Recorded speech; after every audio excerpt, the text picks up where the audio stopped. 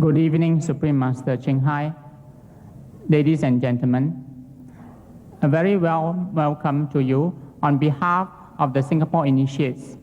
I'd like to thank the Supreme Master for being here and kindly accepting our invitation to come to Singapore to deliver tonight's lecture. As a token of appreciation, we would like to welcome her with 3 local dances as follows. The first is called the Malay Welcome Dance. The performers from the Malay village will treat you to a colorful dance that represents the vibrant Malay culture. The dancers will enthrall you with their graceful movements accompanied by the Malay drum called the kompang. Let's put our hands together and welcome them.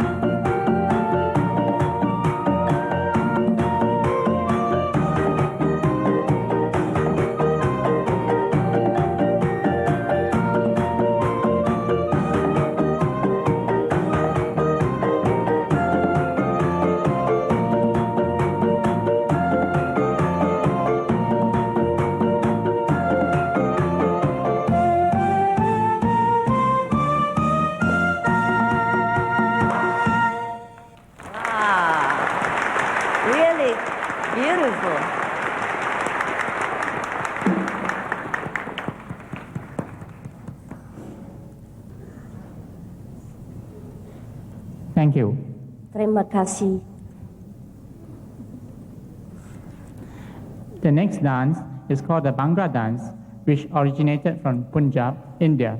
It's a dance of joy and celebration during the harvest season.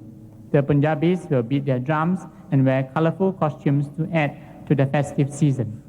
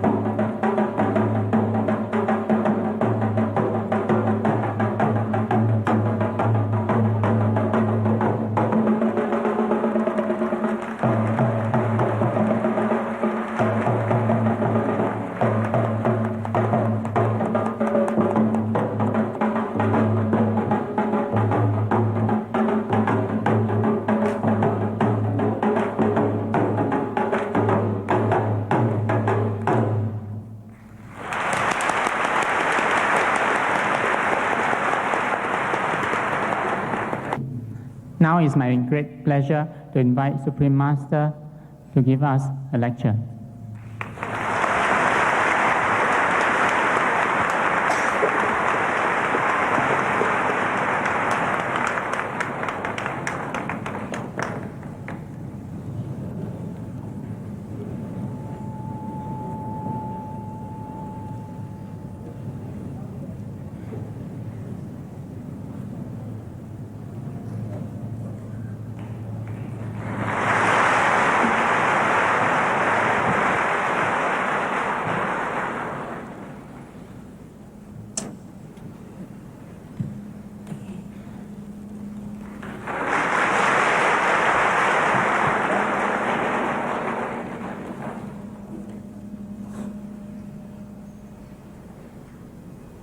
Now we would like to present masters with flowers and fruits.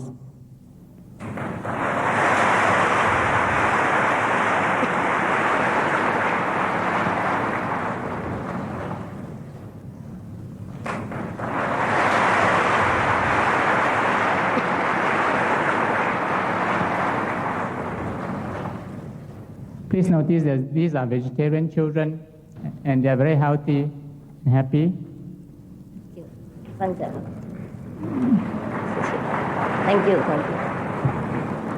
Also, you may not see them, but the parents are also vegetarian.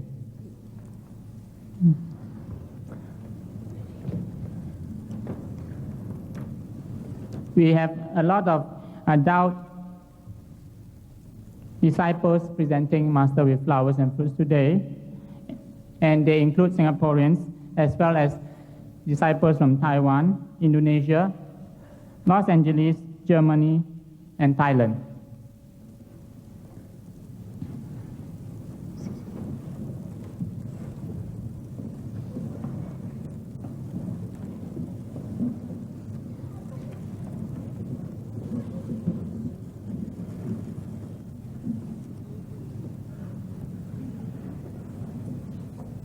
Korean, forget her.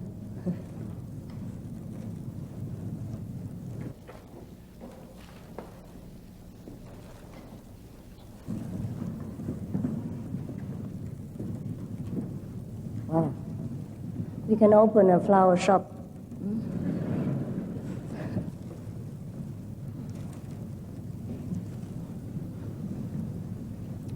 Thank you, thank you. Thank you so much. Where do these flowers come from? I thought they don't grow them in Singapore. Do they? Do they? They do? Do we have land in Singapore to grow flowers?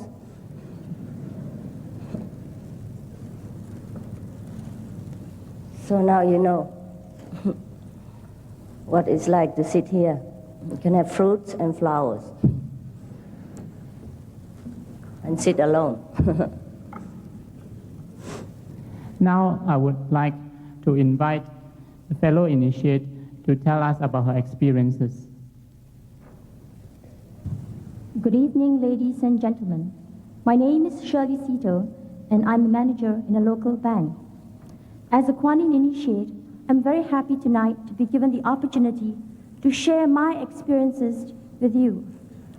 I'll touch on how being on this path has made a difference to my family life and instances where my inner meditative encounters have left an indelible mark on me. I was initiated in Taiwan. During initiation and while in meditation, I was suddenly bombarded by a strong pulsating light aimed at my third eye. I had to steel myself as the force was so strong and overwhelming. In fact, I thought that I was about to topple backwards. The light seemed endless. I heard beautiful sounds, one after another, as if playing a melody of its own. My husband and I enjoy a close relationship. Now, I'd like to relate my experience, which helped me understand the basis for this closeness. One night, after a good meditation session, while lying down, I found myself transported back into what seemed like the Middle East during medieval times. As if looking into a crystal ball, I saw a sword-wielding man with a prominent mustache, whom I knew intuitively as my husband. Following these, the scene changed quickly, and I found myself looking at what seemed to be ancient China. This I know to the garb of the man. This time, it was a scholarly-looking man with the same trademark. He had a prominent mustache. If you look at my husband today, you'll notice his mustache. He has the bearing of a Chinese scholar and a fondness for swords. It seemed as if my meditation has allowed me to see into the past, and now I understand that the continuation of our relationship has been through many lifetimes. On other occasions, while lying down after meditation, I felt my body grew lighter and the room lost its solidity and became ephemeral. In the next instant, I was catapulted into this long, bright tunnel. At the end of it, I found that I have arrived in a strange land, all peaceful and quiet. I had also the opportunity to fly in what seemed to be a flying carpet, to see strange cities, to all white and glowing. I sense a profound peace there. There are many more instances in which the blessing of the Master has been keenly felt by both myself and my family. But I will not dwell on them because it will take too long. Suffice to say that on this path, we are blessed with both outer and inner experiences. Master's power indeed works in a mysterious way, beyond our human intellect. I'd like to sincerely thank Master Cheng Hai for initiating me and my family. Thank you.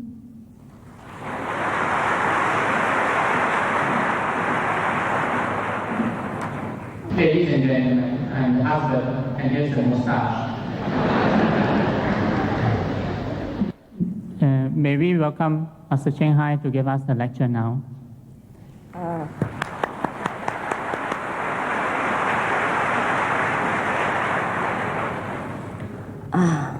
Now it's my turn. Thank you so much for everything. Flower, fruit, cakes for yourself. And thank you for the beautiful dance. Are they all from Malaysia? Oi! Hello? Are they from Malaysia or Singapore? Imported or exported? Imported? Huh? Singapore, really? Nice. How are you? You comfortable? Yeah? Okay.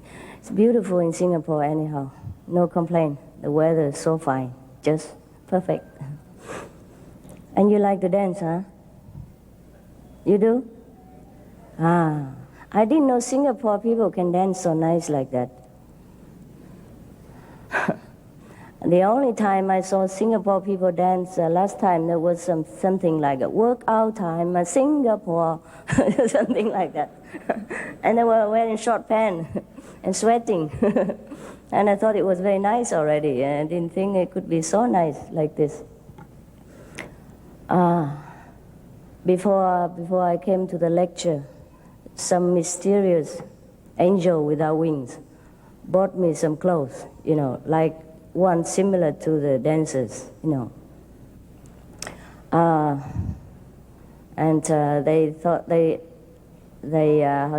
expressed the wish that I should wear them, because here, the Malaysian people wear like that.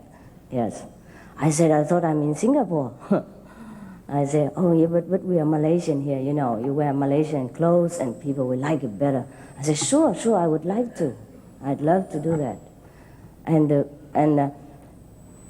to make sure that I know how to wear, because there's hat and cap and all this kind of thing.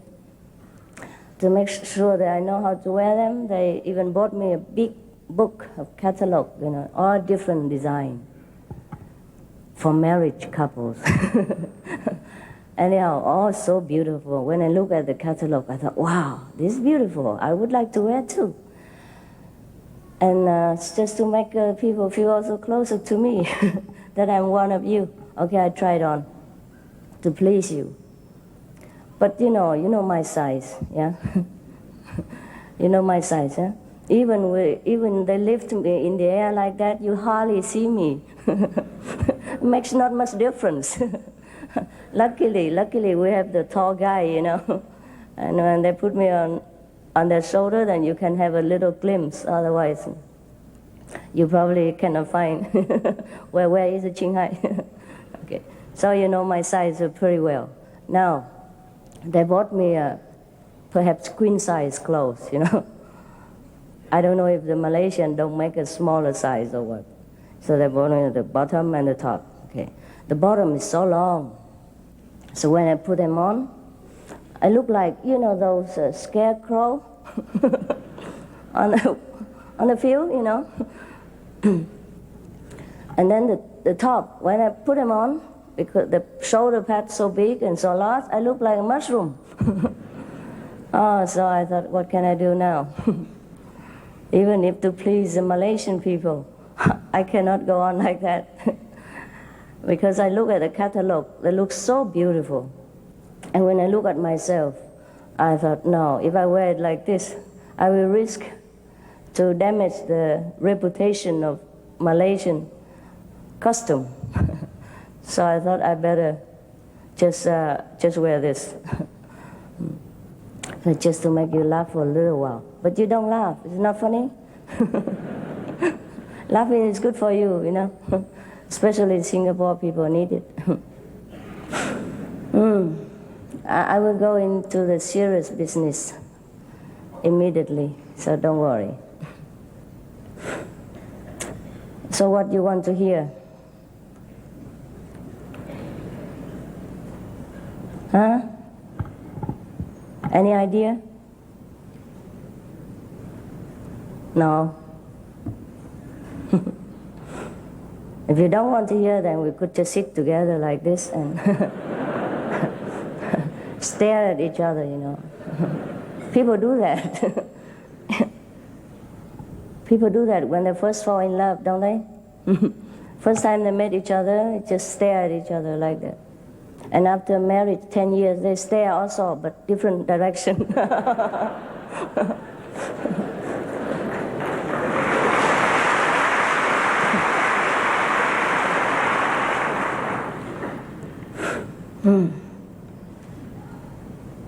When I see you, I forget everything. That's the trouble. Now when you saw me coming with all this Satan chair, you probably think I am a very great person. But in fact, I'm very small. That's why I had to be lifted so high. The level, my level is about 1.50 meters. Even though the Buddha is supposed to be very tall. You're so serious, you scare me. It's not the first time you see me, no? First time? Yes, no? No. I came here 2 times before. No? Nobody saw me before? Somebody see me before? Raise their hands. Yeah, of course. Our friends. We have been seeing each other many times. And you know, I love Singapore because of the reclaimed land. It's unique. When we were driving, you know, on the way here, it's wonderful to feel that, you know, like before it's supposed to be a sea, and now due to the cleverness of the Singapore people, you can drive on top of the water, you know. So who say that we don't have magical power? The Singapore people do, they must. Otherwise they don't have enough land. And I think it's fantastic that you, after sowing all the mountains down, you even dig the ocean and make it a highway, you know. This is fantastic. And I was saying to our friend who drives the car that it's okay to be small, you know, like me. Don't have to, because we were talking about a big country, yeah? And I said, oh, Singapore is beautiful. It's small, it's beautiful. And he said something like, we try to expand, you know, to make it bigger. Just like this afternoon when I tried the Malaysian outfit, I tried to expand myself to fit into it. And so we were talking about the country size, and I say, no, maybe Singapore is small, that's why it's easy to govern. And that's why you develop so fast, and it's the envy of many nations. So we should not always consider the size, whether it's big or small. The same thing happened to the spiritual life. Many people expect that the enlightened person ought to be enlightened. That being must be something extraordinary, must be perhaps 7 feet tall, or have feet like this or hand like that. Because we read the sutras, in the sutra, the Buddhist Bible, it described that the Buddha has such and such a mark, like his feet, linked together like the duck, his leg look like the deer's leg, and his eye look like a cow's eye, thing like that, And they try to make the Buddha beautiful, but if you put all this together, it's make a funny Buddha, They don't realize that. Perhaps in the old time, these kings of animals are the best symbol of beauty, yes, and a noble character. That's why people try to convey to the one who loved the Buddha, try to convey to others that he is so beautiful, like, the way he walked like the king of goose, yeah, and his chest is like the lion, and such and such and such things, yeah. But when you put all these animal parts together, you don't know what kind of Buddha that is. Now this is the outside only, and the inside of us, each one is the same. I think all of you know that. But how same? And how can we know that? And this is a difficult question. Even though it is very easy, but it is difficult. Because we have forgotten it, that's all. We have forgotten completely what we really are, and we are busy with chasing our dream every day and trying to fulfill our immediate desires, and we forget. We forget what we really are and where we come from. Just to tell you how forgetful we can be, I'll tell you a true story of myself. I went to Australia, I think 2 or 3 years ago, also due to invitation, the first time. And we're supposed to have 3 lectures in different cities. The first lecture went on all right, no problem. The second lecture also all right, I was on time. The third lecture, I was late.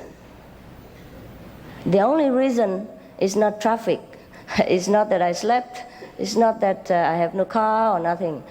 The only reason is that I forgot. I forgot that I had the lecture that evening. I keep doing my things. Like the room is a little bit untidy, so I keep tidying it up, and then I try to move things here and there, like it's my house. Perhaps it's balanced my schedule, a busy schedule, give me something to do. Perhaps so, or perhaps I'm a perfectionist. Whenever I see something it's not in order, I try to put it in order. But that is to the extent that I forget that I had the lecture that evening. I forget until half an hour after the beginning time. And then some nervous disciple run in, broke in, kind of crashed in, and say, "Master, where are you?" And then I say, "Why? I'm here." Very cool. I say, "Master, you're supposed to be in the lecture hall." I say, "What? What lecture hall?" I really completely forgotten. I guess nobody as terrible as me, but perhaps we do forget sometimes. You do or not? Sometimes you are engrossed in some other business and you forget the main purpose of your goal that day. Did that happen to you sometimes? It does, huh? Okay, so now. And then, of course, I had to rush and apologize to the people. I feel really terrible. And I promised to God that, if He make me lecture again, He must put alarm clock for me. So from then on, I always put alarm clock everywhere. And whenever the lecture, I set it on everywhere so that I will remember in case I forget. How can you forget a lecture? I even don't understand that. But that's what I did. So now, if we are here too long, 1 life, 2 life, 100 lives, then of course we forget even more what the purpose of our coming here. Some of the people, they sometimes die. They die temporarily for like a few minutes or 20 minutes even. Clinically dead, declared dead by the doctor. Stop breathing, no pulse, etc. But then after they come back, they told many stories of the other life beyond. And then they also remember why they came here for, what for they came to the earth. But many of them, most of them, forget immediately what they have seen in heaven or what they're supposed to do in this life. They know that they have seen the purpose of their life, but when they came back here, they came back to this life again, they forgot. They just know that they know, but they don't know what. The Chinese have a saying that before we are born into this world again, the king of neither world will give us some soup, a kind of hot drink, maybe chocolate or something. That is supposed to make us forget completely our past life and start anew. Many of us promise that we come here, if we are given the chance again to be human being, we will do this, do that, and others. And we will go and practice and meditation and so on, and then we get enlightened, and then we dedicate all our life and energy to serve mankind, etc., etc. And we really meant well. But because of this soup, this, I'll say, forget-me-not soup, or forget-me soup, everybody forget. So the only thing for us to remember again is that we must open the gate of secret knowledge. Without that gate open, we can never ever peep beyond this world. And the only thing we know is this material existence and all its suffering, joy, and temporarily other things. And we would forever identify ourselves with this physical appearance and suffering with it.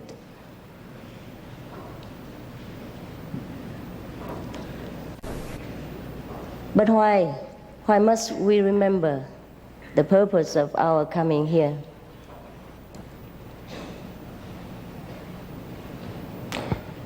Not because we have promised to do so, but because if we don't remember, we must come back again and again and again until we remember, until we fulfilled our mission in this planet. And then we can go to higher existence or remember our original great position in heaven or in nirvana.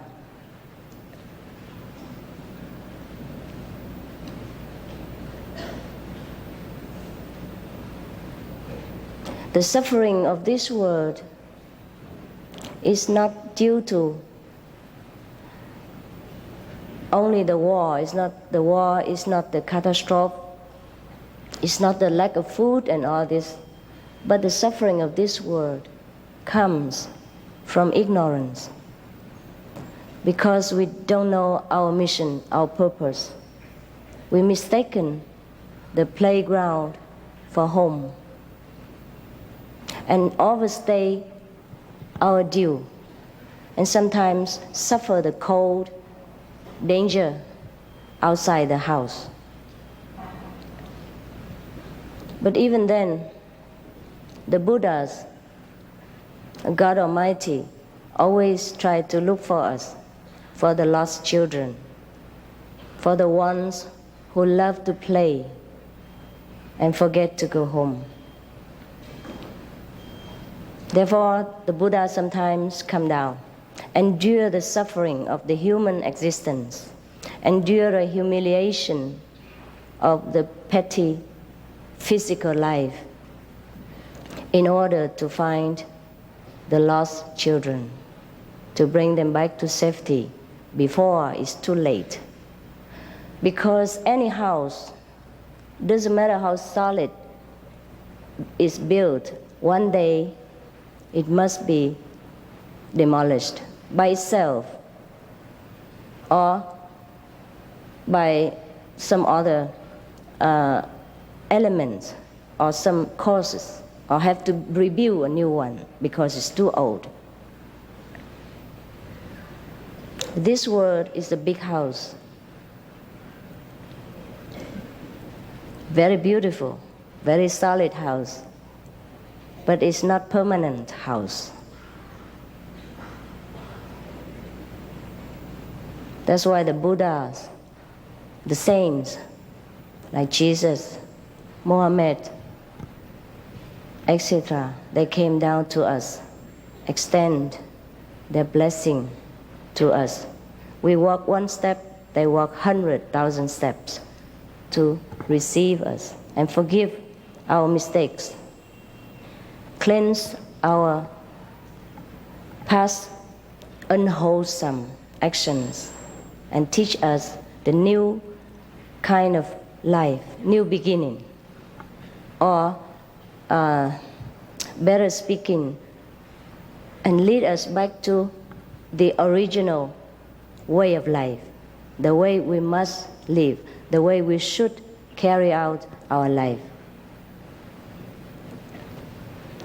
Because up to now, all the cells in our body, all the nerves in our system listened only to almost negative orders from our information center.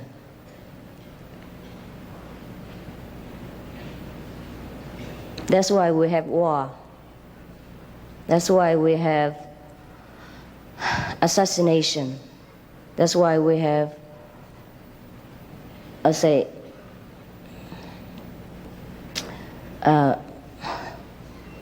competition at the cost of other people, jobs or business or wife or husband, because we do not have a positive information in our brain center to order our body to do good things. And the people who are good in this world are also sometimes or often overwhelmed also by the negativity, by the negative influence in the society, also become shaky in their faith, became weaker in their goodness, and sometimes eventually also give in to the negative power.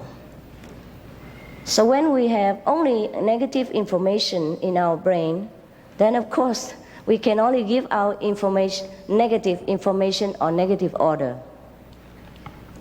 And the cell in the body, the nerves in the system will also can follow only the negative order and then do negative things. That's why we have no peace in the world. That's why even up to now, brothers still killing each other. Even parents are killing their children for pleasure, for privacy, for individual freedom, pro-choice, etc. Not because they are bad, not because all these war makers, all these parents bad, or the husband who killed the wife, or the wife killed the husband, or the brothers killing each other, not because they are bad, just because their brain are fed only with negative information, only with negative ideas, and that's what they carry out. Whatever the brain order, the cells comply. The cell have to do it. The body must function. And that's why we sink deeper and deeper into depression. And that's why our world is almost any time in danger of, I would say, disappearing from our own making. So the only thing to help us now is very logical, is that to feed us with positive information, to change our information stream every day. We must receive good information, positive information, constructive information, enlightened, wise informations. And then from the brain, it will direct the cells, the nervous system, and everything will do only good, only peaceful, only wise, only constructive, positive things. And that's how we save the world. Otherwise, it doesn't matter how much peace talks, how much money we spend on arms, on the army, still we don't have secure feeling. Look, one day, this country just finished the war, shake hands with each other. Okay, we start anew. And the next morning, we heard that the other country broke out in war. And then the United Nations run over there. And it's not yet finished. The other one, the other country, make war with the other country over there, and then over here, over everywhere. And it's already nearly 21st century. And we're supposed to be civilized, peaceful, loving, helping each other. And for all the technical invention, for all the wealth that we have discovered from the Mother Earth and from the universe, we could live a kingly life, all of us. But we still have poverty, war, suffering, just because we don't have enough positive information to feed our brain and our whole system with. That's all there is about enlightenment. Enlightenment is a way of positive life. It's a way of tapping into positive power, which is already existing within us. Because in the universe, there are two kinds of power. We call yin and yang, everybody know. Now we are living almost in yin. No positive, no yang, because we did not open that resource. This word is a negative word. So it is obviously that we have plenty of yin everywhere. And the negative or the yin is easily accessed, is more accessible to everyone.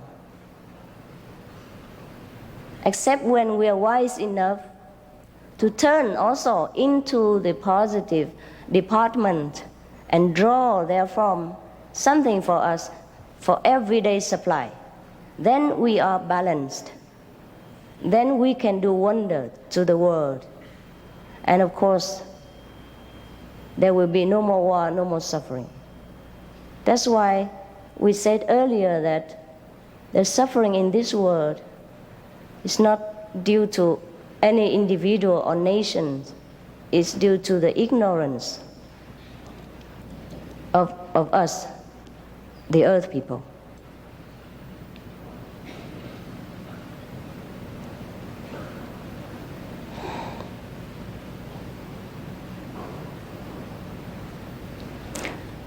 Enlightenment is nothing new and nothing that we have to beg for, nothing mysterious. It's just a positive power that we have within ourselves, laying, sleeping unused up to now. So if someone to remind you where to look into and how to use it, and that is called enlightenment. And that's why it can be immediate. Because if you have something in your pocket or here, you can take it out right away. There's no need to go to the supermarket to buy it. That's why it's immediate. As long as you want to accept it, it will be right there. And I will show it to you that it is immediate. And you can use it right away. And you can see your life improve right away in the first days. Some people feel like they are born again right at the time of initiation.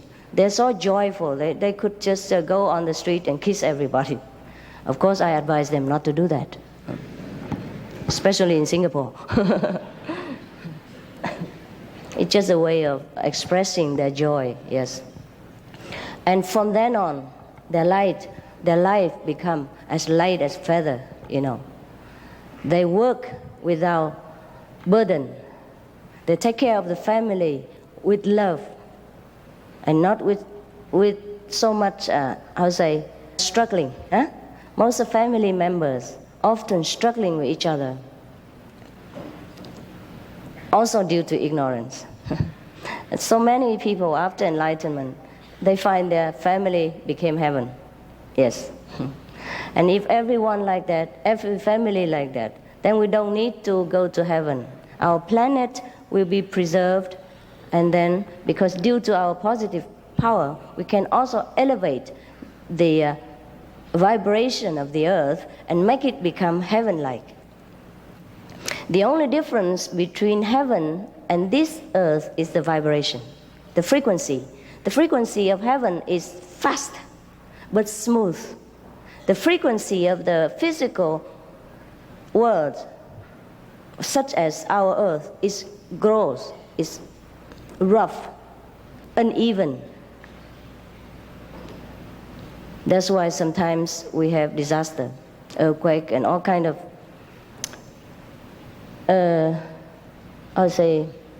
eventful weather.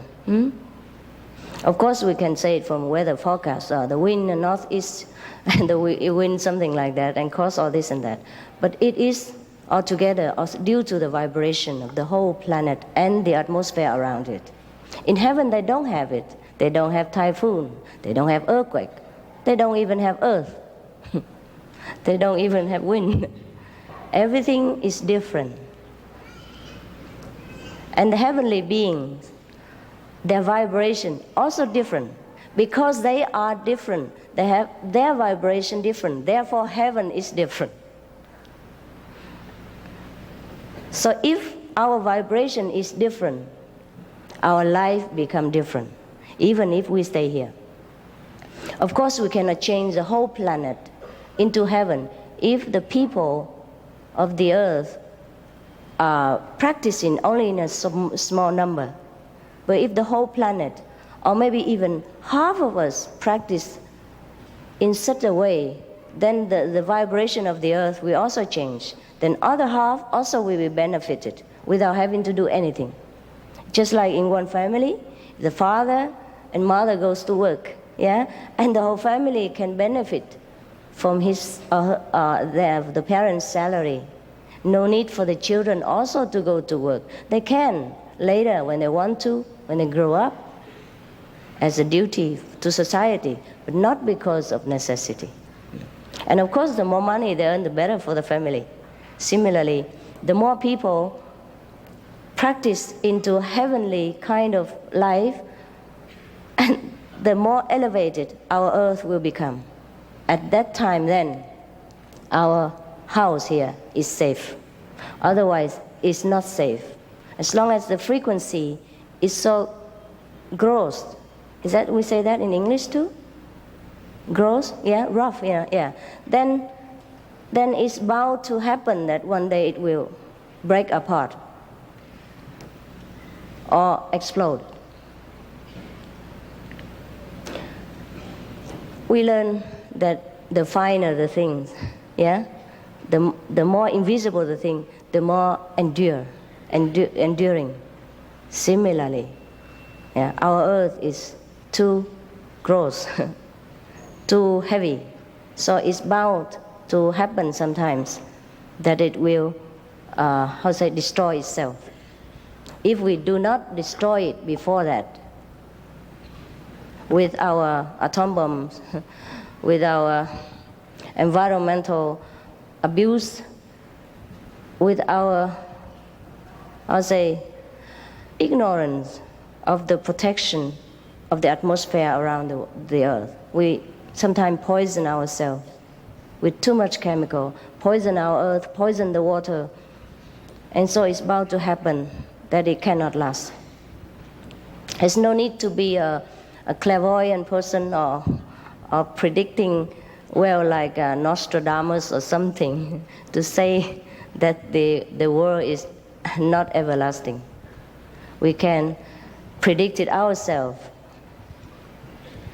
if we look around our neighborhood and see how we treated our planet and how wars have damaged each and every corner of the world, now and again. There is a story about two devils who live in a mountain. Actually, they're not devils. They're kind of semi-ghosts, yeah? Demigods, gods or ghosts, perhaps half angel and half goblin-like, yeah. Okay, and they live together too. One is green and the other is red, just like the green light and red light outside. Okay. Green is for peaceful, smooth going, right? Red is for war, stop, obstruction. So, but both of them live together happily ever after, ever before, together on the mountain, and with no problem, no anxiety, no desire, nothing. They live for long, many hundreds years already. And often when they have nothing to do, they sat on top of the mountain and look down into the world below them, the world of humankind. And they saw all the busyness and the people walking up and down and all that. And they saw the world is always changing. So the green say to the red, you see, we live here many hundred years already, and our life never changed. Every day the same thing. But the world below, the world of human being, every day change. How come? And the red said, oh yes, you're right. Very interesting. Their life is more interesting. But the green said, but how come? How come their life is so changing all the time? And then the red thought for a while and said, oh, it must be because they always fight each other. Yeah. Because they build a building beautiful and big, and next day they fight and they demolished it. And then they build another one and then have war and destroy again. And that's why their world always have something to do. That's why the world is always changing. So now, if our world here, the two of us, too peaceful, too boring, I think we have to start fighting with each other. And that's what they think. That's what the red think. And the green say, no, fighting, we are good friends. We've been friends for many hundred years. How can we fight each other? But the red say, if we don't fight, then we never have any change. Our life is always going on like this, and it's boring, and we don't make any progress. So let's fight. So the green say, no, I cannot do it. No, we are friends. But the red insists, say, from today, you are my enemy. That's it. Declare war right there and then. So, and then he left. He don't live with the green anymore. He moved to the other side of the mountain and sat there alone. Prepare for war. And the green also stayed there in that corner of the mountain, felt so lonely and miserable. He missed the other devil, the goblin, demigod. So he was feeling very miserable, you know. And you know the goblin, the kind of demi angel, they have magical power. Apart from can fly, yeah, can make things appear by themselves, can see very far, can hear very far. They also have a long nose, which can stretch to no limit. So the green goblin sat there one day and feeling very bored. And suddenly he noticed in the world of human below, there's something shining, flashing, shining all the time. So he was curious, He was curious. And he used his nose. He make his nose long. He say, grow longer, grow longer, grow longer. And then the nose keep growing long, and then pierce into the world below, where the shining and flashing is happening. And then the shining and flashing came from the clothes of the princess of that city.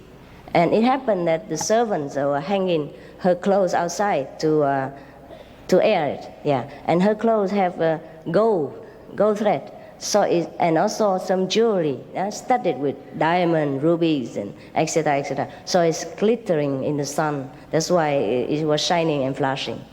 So now the servants say to each other, oh, her clothes are so beautiful, but so many, now we don't have enough bamboo pole to hang. What to do?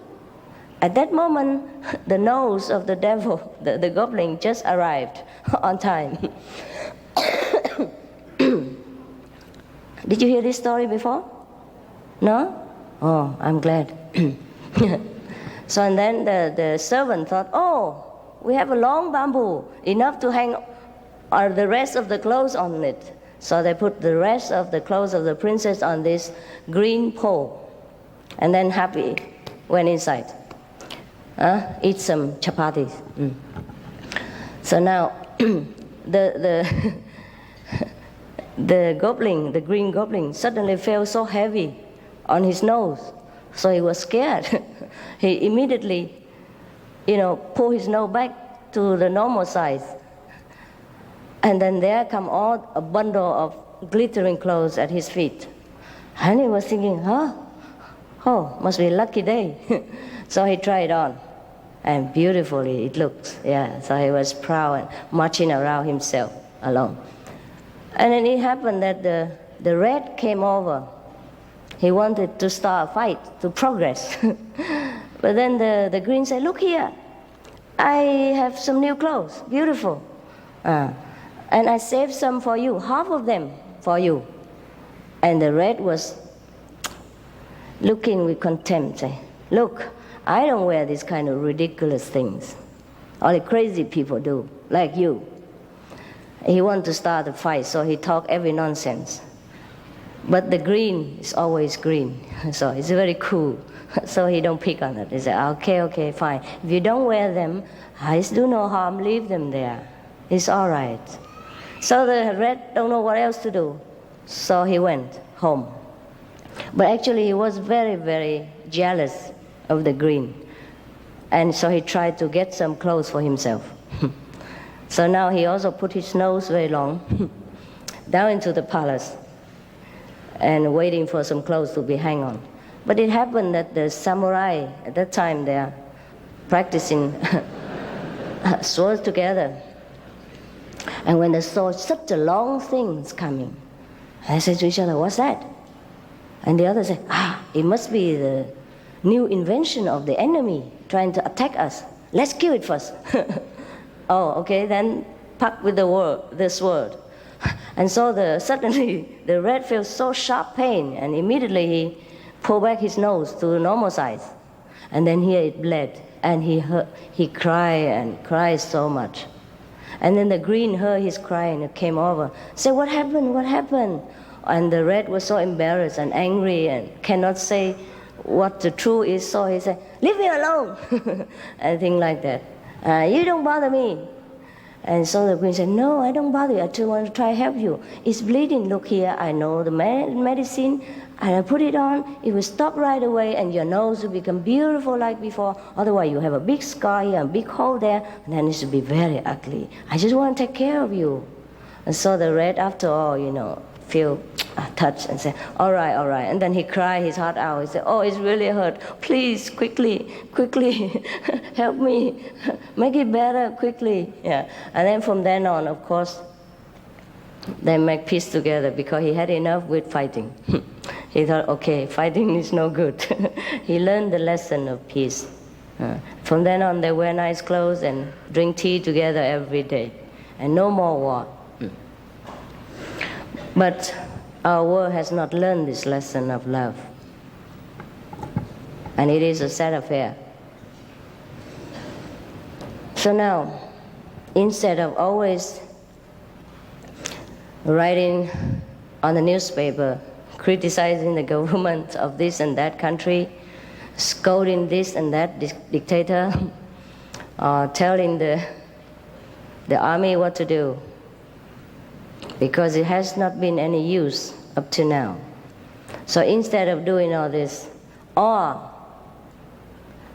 apart from doing all this, still we have to find a way out for ourselves before it's too late.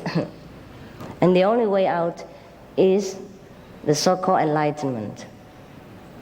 And enlightenment is only getting back the positive information that we badly lack. And it's right there. Because it's already there. It's just that we didn't use it. When we are born into this world, everyone must take care of the immediate needs, such as cold, hunger, or environmental infection, etc., etc.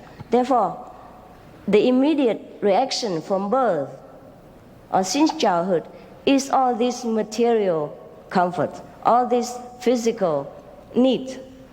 And that is why we don't have the chance to remember the positive information that we must have in order to survive, in order to be wise and to fulfill our duty better in this world. You see why we forget? You see why we don't have it? You see why we have it but we don't use it? Just because immediately this world overwhelms us with physical threat.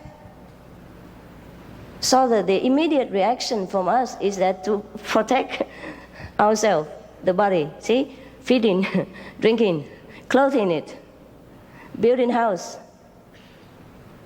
buying more blankets, and getting a big car so that we can move around, building a big road so that we can drive the car on, etc., etc. All this physical necessity immediately from birth overwhelm us and take all our time up. And that's why it became a habit to us to preoccupy ourselves with physical needs alone. And that's why we forget further and further, more and more about our other positive side of nature. And that's the only secret. Does it make sense to you? Okay, thank you.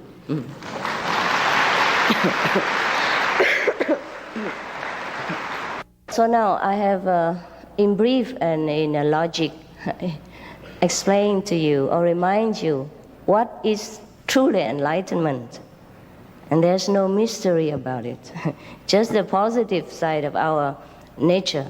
And we have both inside. So up to now, we only use the negative because of the necessity of this negative world force us to always have to lean on the negative side to survive. And then the more we do it, the more we forget the other side, that's all.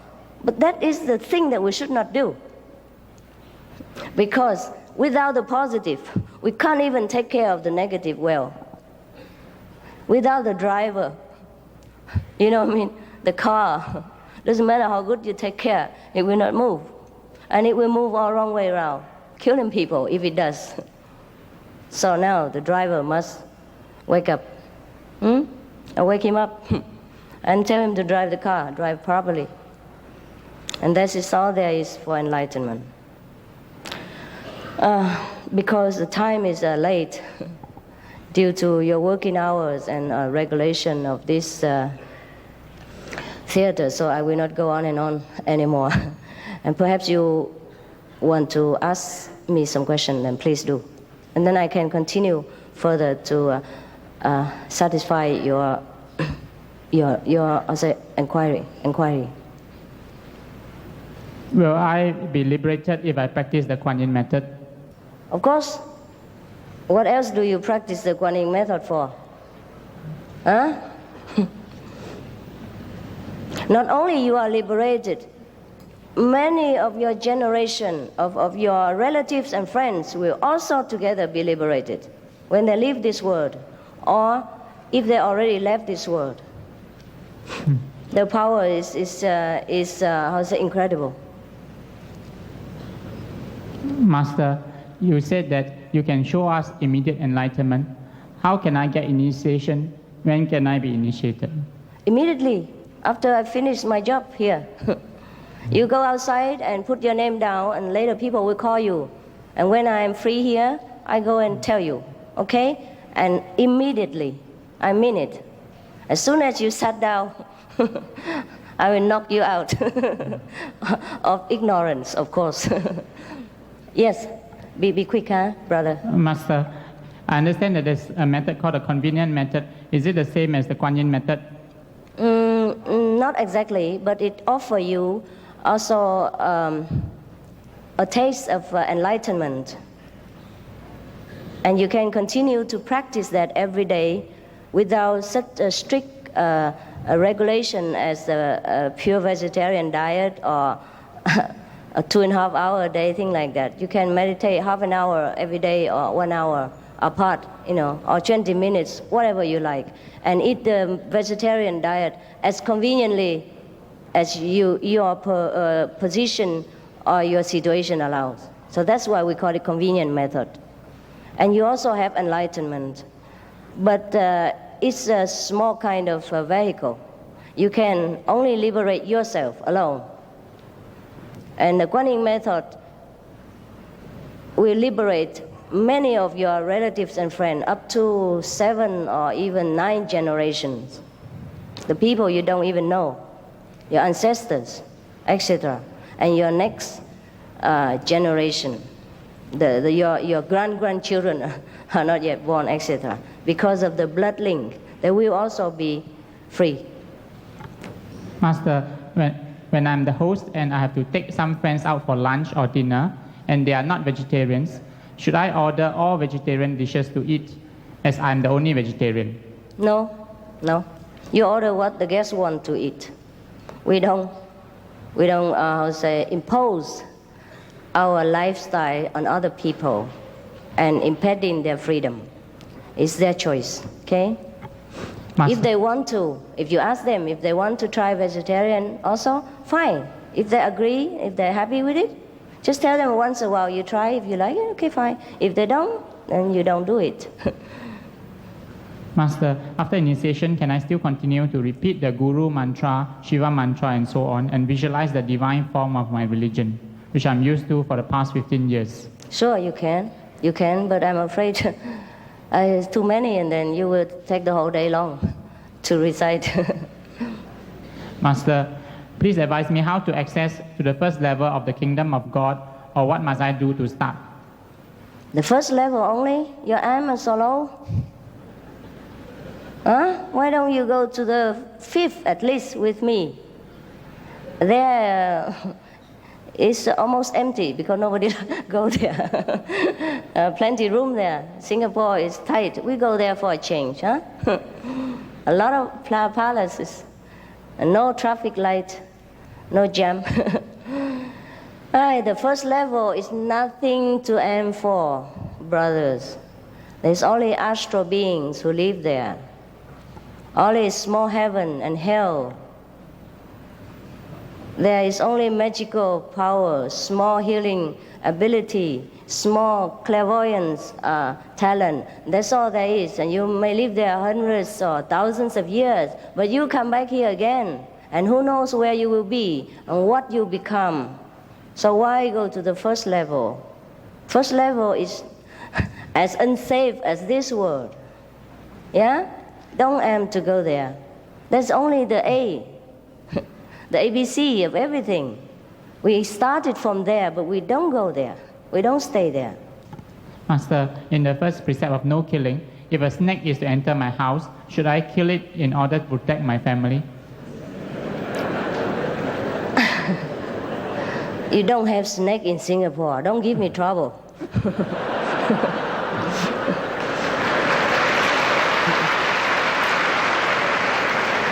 You don't even have enough land for people to live. Where can the poor snake reside? But anyhow, you don't have to kill. You can give him a bag of a cloth bag, and he will happily crawl into it. And you set him outside, somewhere else in the bush or something, and he'll be happy. But if you must, of course you can do it. But then you pay. You can do anything you want in this world, just that you must pay. Not in monetary way. It's in karma. See, you kill him, and later you'll probably be wounded somewhere, or have severe headache, or your arm suddenly gone, paralyzed, anything like that. You pay, maybe temporarily or maybe long term. It depends on how great the things that you have done, how much you took from the physical treasure of the Lord of this creation. The more you take, the more you pay. The less you take, the less you pay. That's why I advise the vegetarian diet, because it's the less expensive. Even though animal life, a vegetable life also have life, but it doesn't cost so much. Karma doesn't burden you too much. You see, not that vegetable you don't pay. I don't mean the market price. I mean to the Lord of creation. The Lord of creation is below the Almighty God. But if you did not pay to the Lord of creation, you cannot go to the Almighty. That's the problem. Master, why do we have karma? Who determine what is good or bad karma? I just told you right now. Okay. The karma came from our action. That's just the consequence of our action. Just like, for example, very easily. Now, if I slap this man in the front, what happened? He slapped me back, and that's the karma. You see? All right? Master, can you explain the initiation of the Kuan Yin method? Yeah. You explain? No. Can you explain? You know it.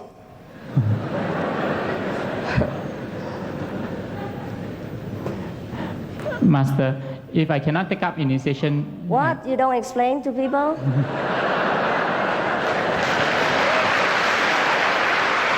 Okay. Like this. Initiation, huh? It's kind of invisible opening wisdom ceremony. No flowers, no incense, no prostration, no Buddha statues, no church, nothing. Only you and your own positive original power. Now, when you sit there all alone, then I will point to your soul where to go in order to get back the positive and negative together. Understand? Now you are separated. Okay? Always lean onto the negative side for survival. Now, when you sit alone there and ready, willing to go back, okay? I just put you back, okay? But no action involved. These things are abstract, are the wonderful things of invisible power. It's no doing of anything. Do without doing. I don't have to be there even. I don't have to even know your name, your address, your age, your profession. I don't have to know you. I mean, physically. Inside, no, yes. Therefore, the initiation is just that you sit there and get back your positive side. Oh, like out of balance. Now you always lean on the negative like that, right? Okay, now tick, come back, and then you balance. That's it. And then you know that you are enlightened because you see the light. You receive the teaching from heaven through melody. It's not by Singlish. It's not by Chinese. It's wordless word, silent sound. These will make you wiser, and more realize that you are great and you are the master of the house. Yeah? That's the initiation. Okay? But no word can describe that because I will not talk to you at that time. I might not even be present because you will be alone with the whole universe then. And that's how you know yourself, okay? It's difficult, try to understand. If you don't just go for initiation, then you understand. Master, after enlightenment, can we still get sick? Sure. Look here, I have a cold. I'm supposed to rest. I had a flu. Thanks for some of the friends who gave it to me. And I was weak because I overworked a lot of time, often time, because of many disciples and demands from the world. So of course my body is like yours, or your body is like his, yeah? If you're weak in resistance, overwork your car, then it will stop. It gets sick. That's the same. The car will get sick, whether is it Benz or is it, Cadillac. It sometimes gets sick, but that's a normal thing. Why should we avoid sickness? It's no big deal. If I wasn't sick in these days, I could not have enjoyed 2 days in bed. So that's a bonus. It's not bad. And all the people loved me so much. Wow, while I'm sick. They feel a concern, and that's an enjoyment also, okay? No problem to be sick. The Buddha was sick, wasn't he not? Yeah? Yeah, sure. Sickness, no big deal. Master, if I cannot take up initiation now, when would you come back to Singapore? I come back all the time in your dream. But you forget. Try to wake you up, but you don't listen. And after you wake up, you forget again. So there's also for nothing. So I have to come here physically, and you still forget. It's a if, maybe, perhaps, probably. Let me think about it. All right, then think. You have many centuries to come to think. Okay? If you're not here, you will be in other world thinking. Difficult to promise you, even though I like Singapore. The only reason I came here this time was because it's near to Thailand, and I already promised Thailand, and just in the mood of, ongoing, I promised Singapore also. Otherwise, I could not really afford it. There are about 40 countries on a long waiting list since many years, and I'm ashamed to even to face them. But I have physical limitation, also financial, and also organizational, involved, a lot of things. It's not that just I come here and then everything fall from heaven and then I just sit here and talk. Even I myself, I have to prepare for you. I never read newspapers or books, but when I'm going on lecture, before, I don't care much. After enlightenment, I don't care much. But then I have, after beginning having disciple and the more disciple, then I must read books and all that. I have to get in touch with the world in order to talk to the world people. So last night, all night long, I read. I did not sleep 1 second until about 5 or 6 this morning, and I finished reading the whole Singapore and all kind of regional and worldly problem and books, and then I went meditate. Even with my flu, all sort of medicine, it made me so drowsy. I had to fight with it in order to make a better service today. Of course, I can just sit here and say anything. I could say that. But it's not sincere enough in the worldly level. And it might not reach your heart so deeply. So I must also prepare. You see? So it is not that I don't want to come back. It's involved a lot of work. At least hundreds of disciples involved in this work and prepare for us today. So we must thank them. Of course, we thank God.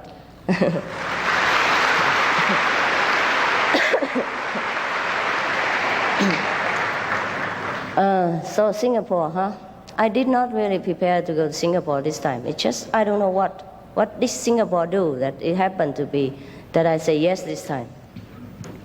Otherwise, it's not that I don't like Singapore. Also the one reason I come here, you know why? Good government. Yeah, truly.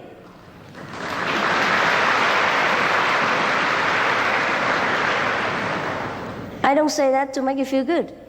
Why good government? They give me easy access. I can come go anytime. No visa problem, no big deal, no check-in, no check-out. And when I come to lecture, I don't even have to spend one photograph. No personal data, nothing. All the disciples do it. And Malaysia also asked me to go. But they asked me for so many fill-in form that I say, forget it, sorry. You come to Singapore and listen. That's how it is, really.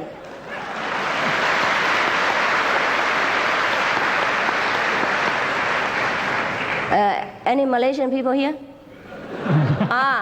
Is that true what I said? Yes, now you know, huh? Now you know, okay. So I cannot promise you, forgive me. The truth is like that. But because Singapore is so easy, it could be that I come more often, see. I also did 3 lectures in Thailand, also because I like Thailand, because there it's also free, easy, yeah? In some of the country, you can go, but I hate bureaucracy. I'm sorry, I hate paperwork. Yeah, I don't like it. So when I hear about it, I'm frightened because I travel all over all the time, always form filling, visa in, visa out, pack in, pack out. I'm already dead tired of bureaucracy. And sometimes check in the airport, searching all over for something that they can never find in me. The thing they want to find, they should find in me, they don't find. Anyhow, so I am tired of the bureaucracy. So anytime when I can avoid it, you know, when I can avoid, anytime I can avoid paperwork, I just say no. And I say, Singapore, Malaysia, very near. Why don't you just come here? That's it. Am I fair enough, right? Yeah? Master, Yeah? how would a person know that he is enlightened? Oh, if a person has a child, how does he know? Do you know that that daughter belongs to you or not? Or you don't know? Okay, fun. Master, why am I born? How do I know? It's your business and you ask me. Funny. Okay, you can know if you get enlightenment, huh? Just go get initiation and then all the answer will be there. No need to ask me. Second-hand stuff is never good enough for you, the sons of God. Huh? The sons and daughters of Buddha must know everything, first-hand knowledge. Master. Master, why are there so many religions in this world? And there's only one, really. Different names. Yeah.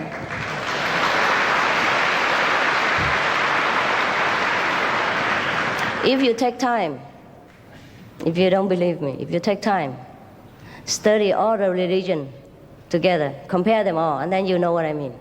Just because people don't study other religion, which is also good, fine. Be concentrated on your religion. If you know one religion, it's enough. Because it's similar in other religion. Tell people to do good, don't kill, don't steal, don't worship God, or Buddha is just a name. Yeah. And no religion teach people to do bad thing. Or stay here forever and eat and drink and die here. All religion tell you, be good person here and find heaven while you can. Right? And everything else is just blah, blah, you know, bureaucracy and detail. All right. Yeah. Master, you talk about knowing the way home. Where is this home? Where is heaven and hell? Here. Everything is here. But if you don't know, everything is everywhere. Everywhere is hell. Everywhere is heaven. If you know, then it's heaven. If you don't know, it's hell. That's it. Simple. Master, beyond our world, there are many levels. May I know which level is Jesus Christ on? You get me into trouble. I don't mind other people's business. Okay, anyhow, you want to get every information free of charge. Now get to work, okay? and get paid yourself. Huh? Go to get meditation. And then you see Jesus yourself. Talk to him the way I talk to you right now.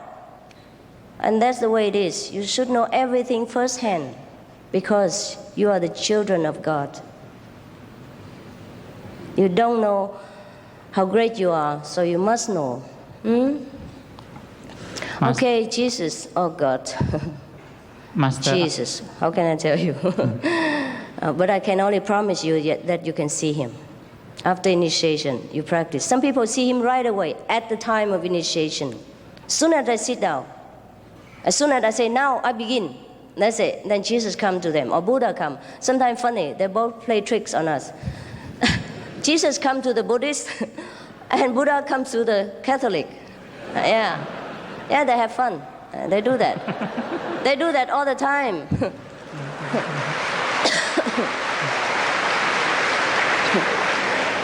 So at that time, you can ask him, what is your level, by the way, you know? And I will show you the way to prove him also, whether he's true, he's truly Jesus, or he's just an illusion, of your dream, of negative power. Therefore, we need instruction from the teacher. Verbal instruction doesn't mean enlightenment. After verbal instruction, and you sit quietly, do nothing, and I do nothing, that is the time when you get enlightenment, not by talking, okay? Right. Master, will I be able to find my dead relative and communicate with him if I practice the Kuan Yin meditation? Dead relatives? Yeah, dead relatives. Oh, sure. But I'm afraid maybe you don't like to go there. Some of your people, difficult to get in touch with. Yeah? If you want to go to such place, you need a master, otherwise you'll be in danger. Yeah. So it's not always good to see dead relatives, huh? Now you practice Kuan Yin method, and some of your relatives, dead relative, will be immediately released from whatever suffering they have. If they're already in heaven, they will go to a higher level of heaven. If they suffer light punishment, they can go immediately, quick. If it's too heavy, then we have to negotiate. Yeah. Then the master must negotiate, or have to suffer for that person. But it won't be too long. For example, if that person has to suffer for 1,000 years, and the master won't have to suffer 1,000 years, just maybe a few hours, or sometimes few seconds, sometimes few minutes, sometimes prolonged, but not big deal sickness, thing like that. So it's not always ideal to see your dead relative. Huh? It's better to see alive relatives and and encourage them before they're dead. Okay? Love them, serve them, encourage them before they're dead. Huh? But you can see them. Many of our practitioners see their dead relatives and friends come in to thank them that due to them they're liberated. That is no big deal.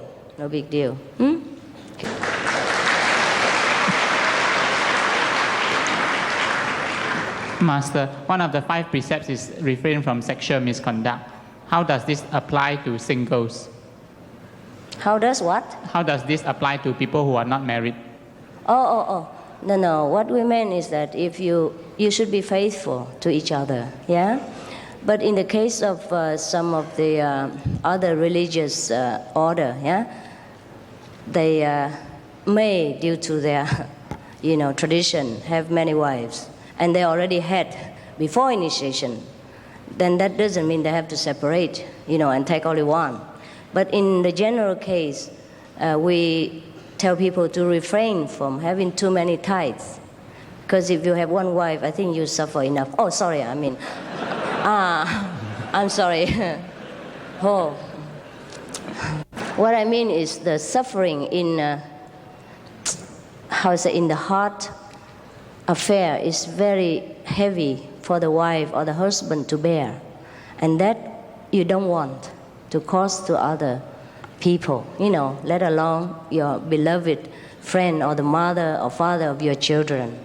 So that's why we say refrain from having another affair if you're already married. But if you already have before initiation, is just keep it like that.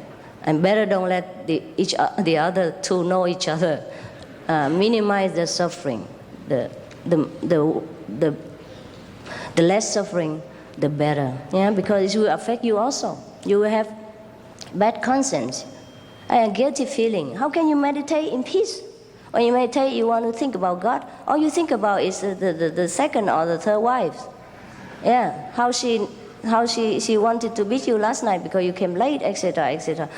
Or you buy a better clothes for the other one, etc. Yeah, so much trouble. It hurts. That's why. Okay? Yeah.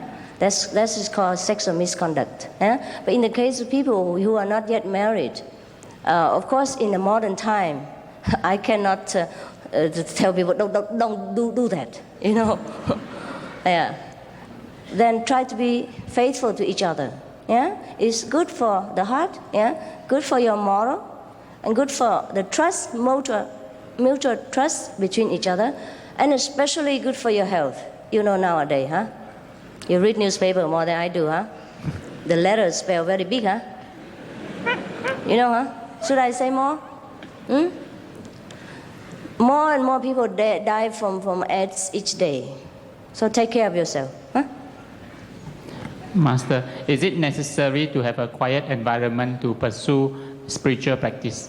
Yes. In the beginning, yes. But later, no. That's why later sometimes we need.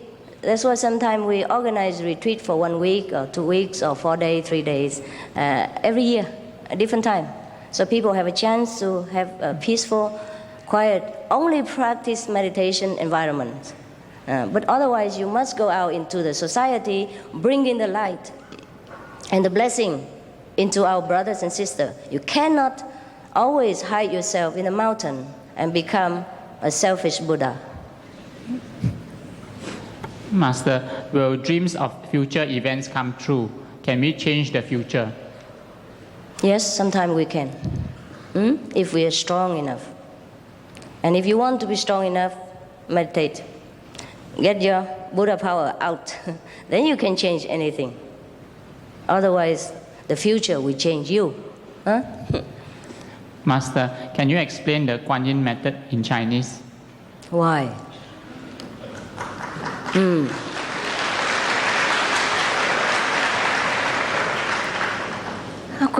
Now I'm speaking English so smoothly. Suddenly I have to speak Chinese. 这个嘛，你就去外面问我徒弟就可以了啊。多少人不懂英文举手，有看一下，然后我就解释了。OK， 好了，就这样子了。就观音法门是这样子哈，就不是一个写下来的法门，就是这样子要说法门，不然的话不知道怎么解释给那个世界人听啊。事实上，这个法门是不用语言的，比方说。要传法给你们的时候，要你们开悟的时候，我们两个就静的，然后自然呢，这个我们两个内在的佛心会沟通，然后在自己会反应这样子，那就是叫观音法门。在反应的时候，我们就会听到佛音啊，就像音乐一样，很美丽啊。我们越听越舒服，越听身体越快乐，精神越充满，越来越有智慧，越聪明，越来越懂啊，然后越来越知道我们是佛这样子啊。那个所以叫观音。观察这个音，这个什么里面的那个音乐了、音流了、佛音了，就所以才叫观音。事实上传法的时候都不讲话的，也许我会叫你怎么做，在哪里做要停一点，是这样子。不过这些不是开悟的方法，听懂吗？就是一种身体的活动这样而已哈。所以观音法门，要真的修行的话，应该。开悟的时候才知道哈，就用语言呢很难讲啊，就是我帮你们开智慧就对了，然后这个佛心那个所谓的佛教说凡内找自心的闻自心呢，记得吗？啊，那个就是观音了，好，谢谢啦。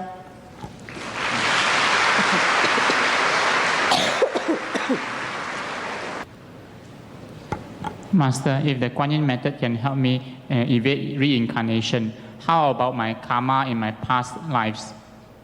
Oh, I burn it. I'll throw it in the dustbin and set fire to it. Finished. Okay? It's like computer. You know where karma come from? Come from your reaction, and action and reaction, of course, but where it come from? It's stored in your subconsciousness. There's a button. I just push it, and it's gone. Okay? It's like your computer, or your record player. You can play it, you can record it, or you can erase it. Just know how.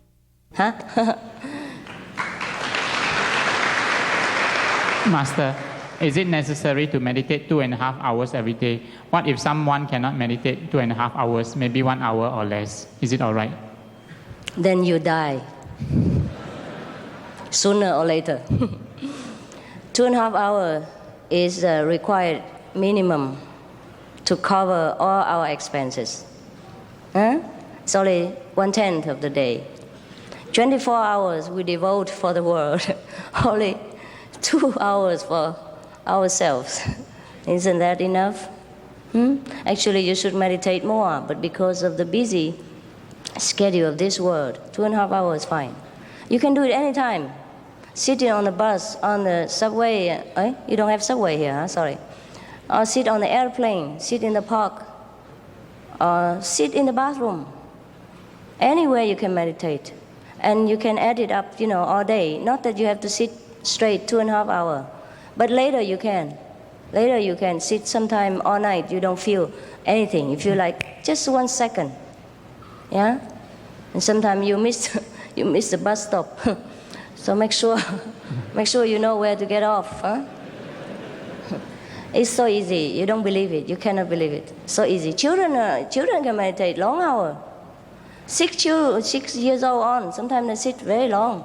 Nobody forced them.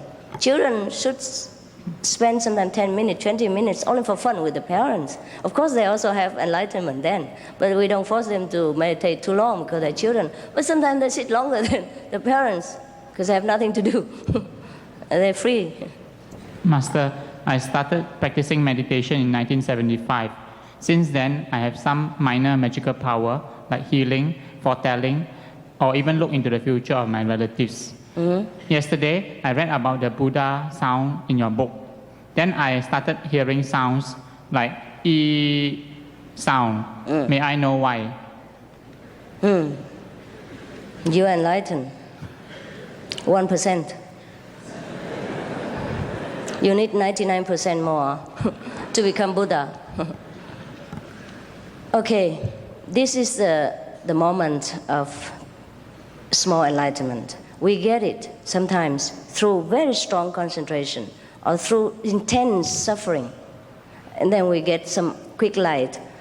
Also like people who die, temporarily. They saw light and they hear music and sound like that. But this is very small percent. I say 1% is very generous. I don't want to hurt your feeling. Otherwise, this is nothing. Really. Nothing compared to what you will have or what you should have if you have a proper, way to do it, okay? And then you have every day, more and more. You go from one heaven to another. You travel the universe. You're free any day. Master, usually we have to take how long to get enlightenment? May I know what does it depend on? How long do we need to get enlightenment? Oh, depends on many things. First, depends on the proper meditation method. For example, our brother just now, he also meditates, but in different ways, you see. Yes. And it depends on your teacher whether that person is capable to lead you to enlightenment. Never mind talking about long or short. If you get a good teacher, you get immediate enlightenment. If you don't get a good teacher, I don't know how long. Very, very long, many lifetimes. Also, enlightenment depends on your sincerity. If you want it or not. If you do want it and you get it, immediately. If you don't want it, doesn't matter how much you pretend, how long you sit there until your bottom falls off, you don't have anything. Master, would meditation lead us to getting possessed by the devil? Possession. Because of meditation? Yeah, because of meditation. It depends. It depends. If you meditate at random without a teacher, or you choose the wrong way to do it, or you deliberately meditate but breaking the precepts, eating wrong food, or harming other people, then the counter effect will be felt upon you. And this is when you allow the so-called devil to come in to destroy you and trouble you. That is only the negative side of other nature. When we don't want to lean, we don't stand stably, and we keep like this, then it will pull you back to the negative side again. And at that time, it's stronger, it's harder, because it lost you last time. Mm-hmm. Now it tightens the grip more, and it's difficult for you to struggle out. So that's why, I don't want to just take a lot of so-called disciples so that I am famous and have a big group of followers. You must keep the precept. You must eat vegetarian diet. Understand? Purify yourself. Meanwhile, while meditating, so you don't have side effect, you don't have trouble. And I am responsible for whatever happened to you if you keep the precept and follow the instruction. So nothing can happen to you. But if you don't, even God cannot help you. Okay? Master, I am a sinner. Can I be enlightened? I am a sinner. Can A I sinner? Be? Sinner. He commits sins. Who is not a sinner? Please raise hand.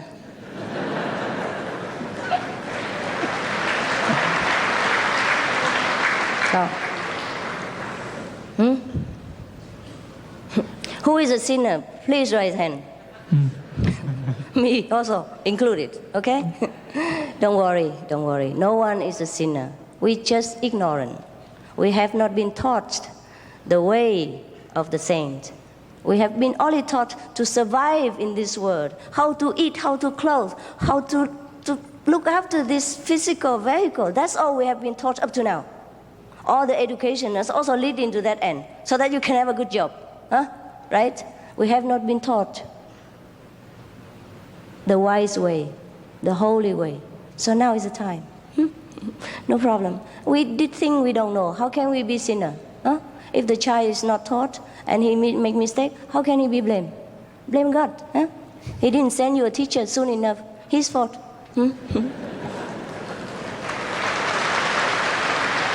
By the way, the people who want to be initiated can leave now and go outside and register your name. You don't have to sit here and listen to the question and answer. You can ask me other time. Master, how do we get immediate enlightenment and eternal liberation while we have to be anxious and to work to make money? Enlightenment is an incredible thing that ever happened to your existence. It will lighten every burden that you have to carry every day. It will get rid of all the obstacles in your way. It will carry you when you're down and sick. It will bless you whenever you are in trouble and danger. And you will feel that you are always in the lap of a mother, so you don't worry. All right, no more? Thank you, Master. Shall we take this opportunity to put our hands together to thank Master? Oh, no need.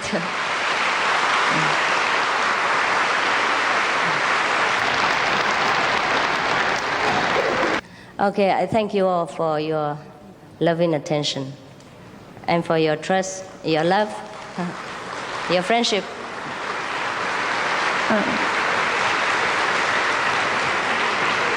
And I wish you all the best things. I wish your country all the best thing and develop more and more, stronger and stronger, and more respect of the whole world and the universe. And I wish you, most of all, enlightenment. If not sooner, then later. Okay?